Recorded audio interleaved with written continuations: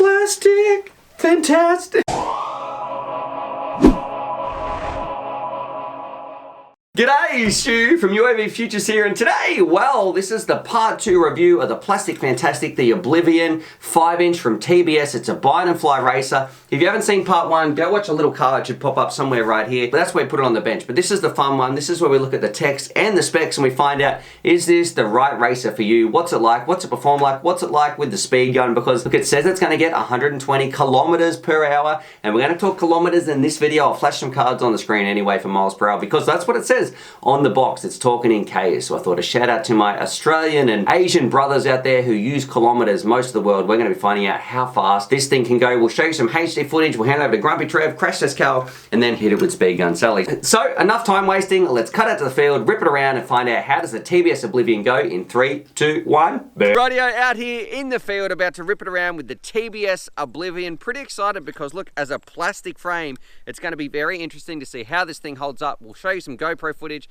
hand it over to Crash Test Cal, Grumpy Trev, see what the old man thinks about it, and then hit it with Speed Gun Sally and find out, can we really get some of those top speeds, which are like 120 Ks an hour? That's what it says. And I'll flash a picture on the screen. What is that in miles, Cal? What do you reckon? 120 Ks? 70, 80? Yeah, somewhere around there. So we'll find out how fast we get it with the speed gun. All right, let's do it. Okie dokie, here we go, on board, and first things first, I want to talk about this cool sort of camera angle. I really like it when you can see your motors in view, like the GT2 when I first reviewed that. I'm a big fan, so I think it makes for some really cool, unique footage that only our racing drones can get. Now onto the actual flight experience, there's a few pros and also a few cons. Now pros, let's get those out of the way. It flew very, very smoothly. Whoever did the tune on this was an absolute master. It feels great on the sticks, feels really good in the air. You know, it's very easy for a beginner to get up, get flying, and it's a little bit docile, which might be a pro for some people, you know, for those beginners. But then on the cons, the things I didn't like was the performance. Like, it really felt lackluster. It felt like a 3S. It didn't feel very responsive at all. It felt a little bit sluggish, and that's a bit of a disappointment when you're dropping just, you know, $300 on a drone. I'd be expecting a bit more in terms of raw performance. I understand that not everybody's going to be going after that, and look, I do fly a lot of high-powered drones, so maybe that's just my, I guess, experience with them, and a beginner might not notice it as much. But for me, I was just really disappointed in its, I guess, in its overall power and thrust that the thing had. And also, it doesn't have turtle mode because it's only on some older ESCs, so that part's a bit of a shame. You can't just flip your quad over if you crash it. Now right there, that was the first little crash we had, and it actually broke the camera, which was a bit of a shame. So we've got to do some emergency field repairs in a second. Right, so a few little technical difficulties. We just hit the flag. I thought the camera was not too bad protected, but we've actually broken the little ring that goes around the inside of the sort of camera so you can tighten it. So it's getting loose quite a bit. So I'm actually going to have to unscrew the little one from this Fury Bee, and hopefully it's going to fit on the lens there, so then we can hand over to Grumpy Trev, Crash Test Cal, and keep this review going. So fingers crossed that they're actually going to be a universal size, but I'll let you guys know anyway. Rightio, Cal, you've got TBS's Oblivion. What did it look like when you saw it flying around? It flew. Yep. Look, it wasn't a real performer, not the kind of quad that we are typically used to here on UAVfutures. So I wouldn't say it's anything comparable to America or a Devil or anything like that, but you know, there's no carbon fiber on it. Do you like that it's a plastic frame?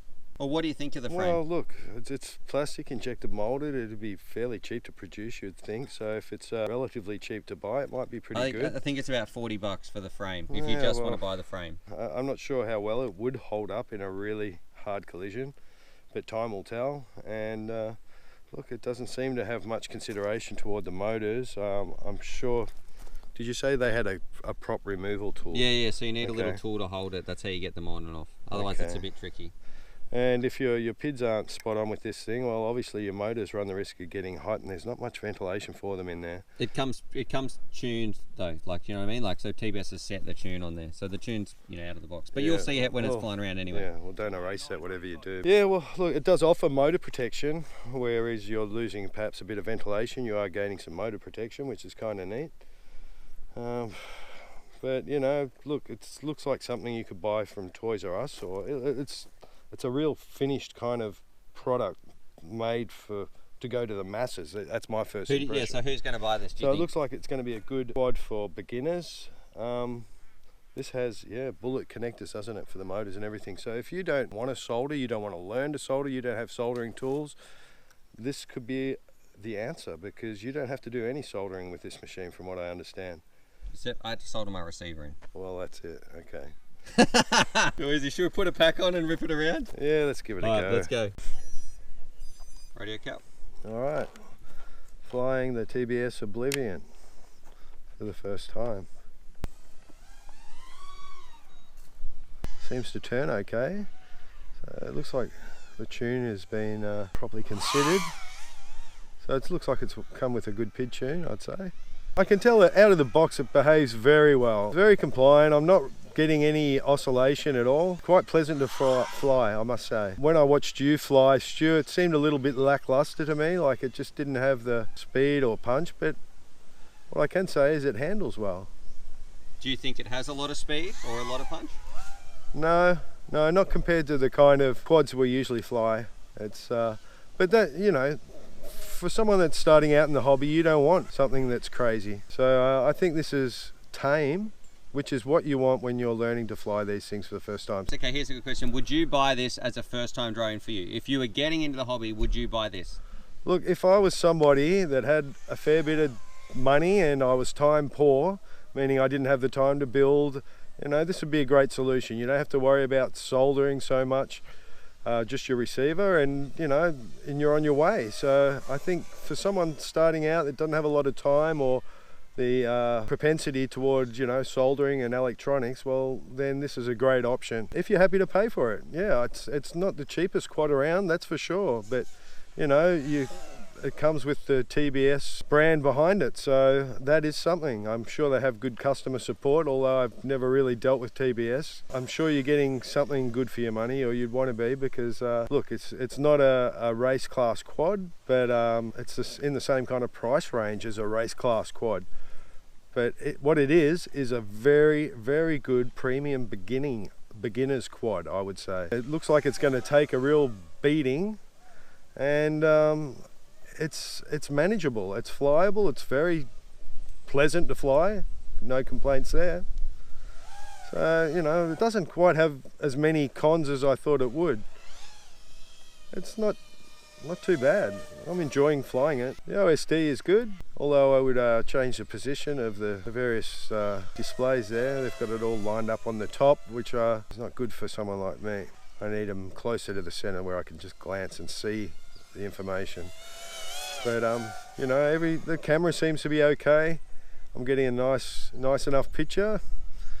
The VTX seems to be doing a great job. I assume they're using a Unify, so I'm having no issue with dropouts or anything like that.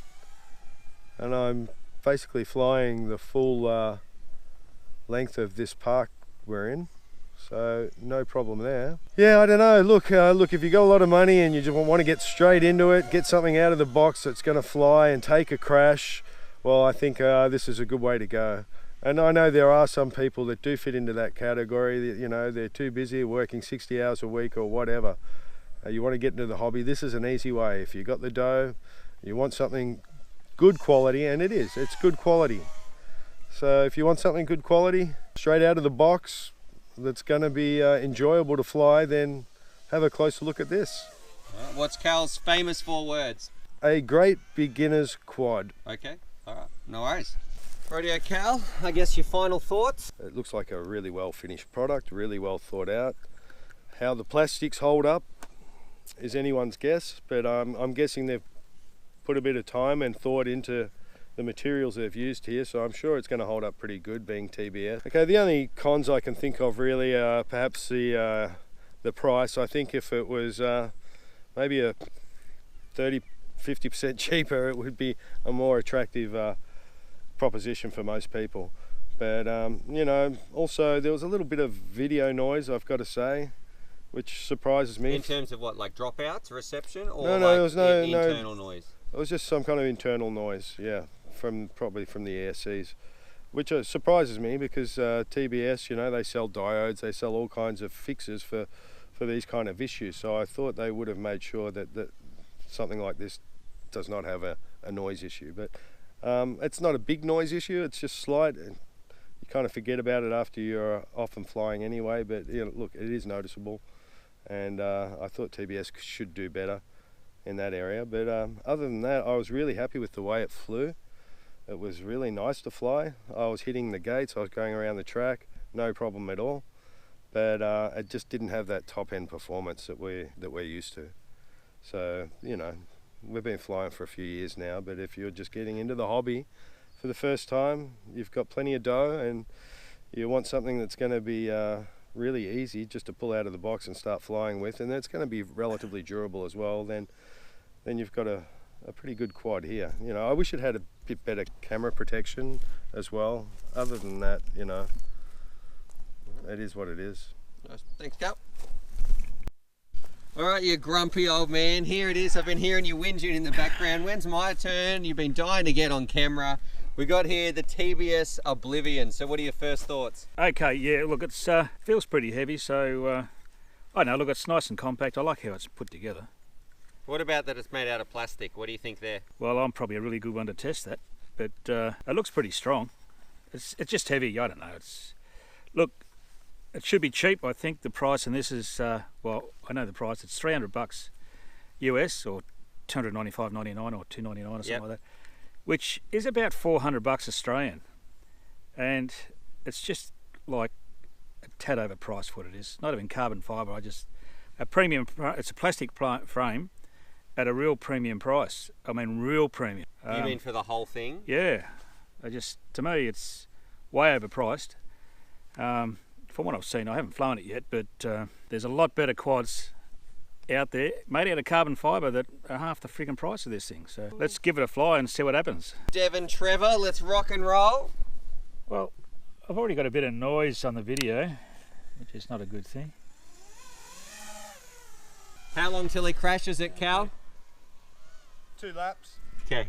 You see, it feels like there's a caravan on the back of this thing. What do you mean? It's gutless. Oh, no kidding. I could run around the track faster than this. Yeah, look, it flies okay. It's not fast by any means. Like, it is pretty slow. That's a 4S. Compared to the other ones we've been flying. Handle's okay, response is very nice. Camera's a bit low. I'm hitting the gates okay. Oh, look, I don't know. For a beginner, it'd be okay if they don't have to make anything, but you got to be cashed up to buy something like this. Would you buy this? No way. Look, you could offer this to me for $100, I wouldn't buy it. There's just so much other stuff we're flying out there that's way better than this. But even you, when you flew it, wasn't going very fast. Like, it's all right, it's another toy, but you got to be a cashed up boy to buy this one. And you're going to fly it once or twice, fly something better than put it away in a box, and that's where it's going to stay. All right, so give me the Grumpy Trev out of 10 in terms of performance. Performance, it's about a 5. Okay. And what about value for money? Value for money, about a 4. All right. TBS makes some great stuff, but this is certainly not one of them. This is pretty disappointing. Actually, I'm not even going to finish this battery. This is just so lackluster to fly. One of the most disappointing quads I've flown for a long time. All right. Why do you say that? It just doesn't do anything. Did you have high hopes for it? I did. It looked all right, but yeah, look, it looks pretty. Well, I suppose for looks, I'll give it a 10 for looks. It looks pretty good. Mm-hmm. But we don't usually judge them on looks. We don't. It's either value and performance. Yeah, well, I stick by what I said. It doesn't perform at all, really. It's not much. All right for a beginner, but you've got to be cashed up. And as I said, there's way better options out there, a lot cheaper than that'll withstand abuse like we've done. So. All right, nice. Thanks, Trev. How fast do you think that's going to go in the speed run? Trevor? Cal? One number. And we're going to, you know what we're going to do? A bit different, because on the box, I've seen what it says on the box. So we're going to go kilometres this time. Kilometres per hour. What do we got? 120. Okay, that's exactly what it says on the box. Trevor? You take the caravan off, it'll probably get to 80 k's. Okay, so you reckon, what do you mean take the caravan off? Just like this? It felt like it was towing something. I was flying it. All right, so you reckon 80 k's? 80 k's, yeah. All right, I'm going to go 90. I'm going to go 100 kilometres. All right, let's do it. Ready to suit up? Let's do it. All right, guys, we're about to do the speed run for the Oblivion, the Tbs Oblivion. Now, we're not expecting great speeds from this quad. It's not billed as a record-breaking quad. It's not even a fast quad, but it goes at a medium pace, and it does that very well, I will say that. It handled very nicely and I enjoyed flying it. I know Trev didn't, but I did. My only criticism was that video noise, which was very disappointing for a TBS product in my opinion. But let's see how fast it really does go. The frame's interesting. It looks like it's trying to be a low drag frame, but it might not be the case. It might be a high drag frame. So that might impede it a little as well. Now let me just tell you that today I forgot to bring the shield and I forgot to bring the helmet. So it's lucky that this is a slow quad. So there'll be less chance of hospitalisation and death. So I'm going to be behind this tree today. This big gum tree is going to offer me the protection I need to stay safe. That's the plan. So yeah, don't try this at home, folks. I've got decent health insurance, so he wants to take a bite out of me, I can tell. Where do you want me? Down here? At that little tree. Alright. I'm being set up, guys. I know what's going on, but I feel a setup. This could be the last time I'm ever seen or heard of. So if that's the case, guys, you know what's happened. It's that bloody stew. Don't hit the red. That's all you got to remember. I am not a DVR pixel. Oh, good. Let the games begin. All right, speed gun's working. Getting a bit of a run up here. Okay. 107 kilometers an hour. 118, guys. So it's already faster than I predicted.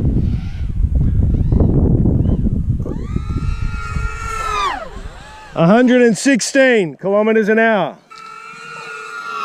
127 kilometers an hour, guys. There is no wind here today whatsoever. So that surprises me. It's going quicker than I thought. Well, stay close to this tree. Oh! Nick off. Nick off. Get out of here! Oh, bloody mongrel. Get out!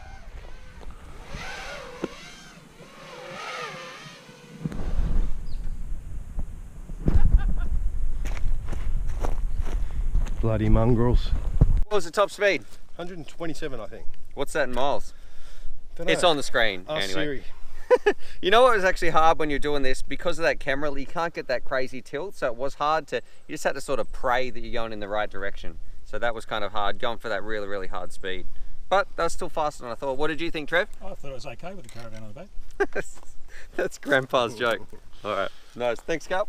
Alrighty, so there it is. There was my part 2 review of the TBS Oblivion, and overall, look, it was kind of a conflicting, confronting, difficult review to do because TBS holds a lot of power, and like I said in my part 1 review, JB, he had some really good points of why he shouldn't review this drone because of how the community would react, but that's my findings with it. You know, Trevor wasn't really a fan. Kevin had some more positive things to say about it, and I sort of fall somewhere in between. For a performance racer, this is not it. I think the technology is a little bit outdated in some of it. The motors don't do too much. I do like the frame design in terms of, you know, using some plastic. That's cool, it's different, it's interesting. If you don't want to solder, then this is a great drone for you, but I think it is made for people who are time poor. They have a heap of cash to drop and they don't mind paying what I think is an overpriced drone, and I'm sure there's going to be some heat from TBS and me saying that because I don't know how well they react to criticism, but I think it's overpriced. But that's just my opinion. What do you guys think? So I might put a poll up here, or how much should you pay for it, or drop your comments down below because that's going to be some good market feedback for them as well on what you think of the technology in here. Is it worth paying this much for that drone for you? You know, is it worth it to you? Would you buy this drone? I want to know that for the price. Anyway, what do you guys think? Subscribe for more FPV related content, and as always, happy flying.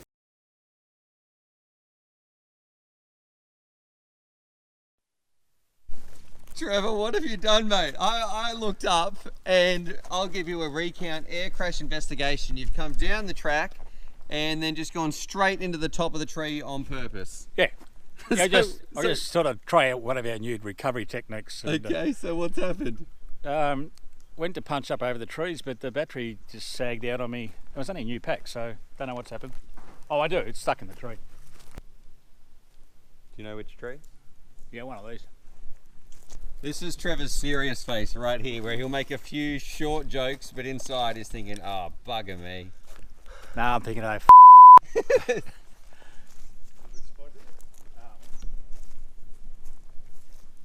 Those are high, mate. Like, really high. This is where we might have to go to Gumtree and find a tree climber.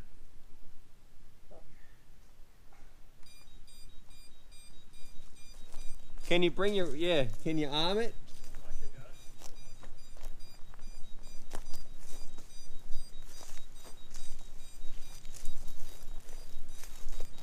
I can't even see that. I can see the branch. There it is. It's out on the end. Oh yeah. Where? It's out on the end of this branch here. There it is. Oh yeah. Oh! Yeah, just little bits like that. Yes! Yeah! Boom! That wasn't a bad Because that was not coming down by any. How high is that? Way up there. 60 feet. Whew! That's our new recovery technique complete. Not a problem, and that was stuck pretty high up, so another plus. See, that's how you do it, guys, all right? How were you feeling when you saw how high that was? I'm thinking, how the is Stu going to get all the way up there? Why did you do? I thought you got a fail safe, so No, honestly, I went to punch up, I'm thinking, and it was too late. Couldn't go down, couldn't go up. It's like, what, a 2-year-old battery? Yeah, it's not going to be 2-year-old battery anymore. Yeah. My poor beloved rooster nearly got hung up in a tree. Happens. It did. All's well that ends well.